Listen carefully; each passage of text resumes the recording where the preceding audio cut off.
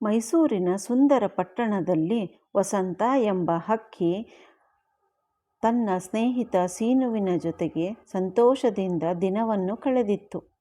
ವಸಂತ ಒಂದು ಸಣ್ಣ ಹಸಿರು ಪಕ್ಷಿ, ಆದರೆ ಅದರ ಹೃದಯ ಬಹಳ ದೊಡ್ಡದು. ಹಕ್ಕಿಯ ಕನಸು ವಿಸ್ತಾರವಾದ ಪ್ರಪಂಚವನ್ನು ನೋಡುವುದು.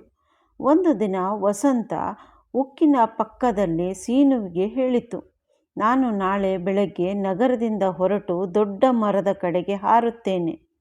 ಸೀನು ಕಷ್ಟವಾಗಿ ನಗು ಮಾಡಿ ಹೇಳಿದನು, ನೀನು ಬರುವೆಯಾ, ಇಲ್ಲವೇ ಕನಸು ಮಾತ್ರ?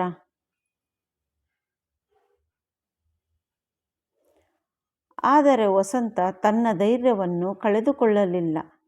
ಬೆಳಗ್ಗೆ ಆಕಾಶದ ಬಾನಲ್ಲಿ ಹಾರಿತು. ಅದರ ಕನಸು ನನಸಾಯಿತು.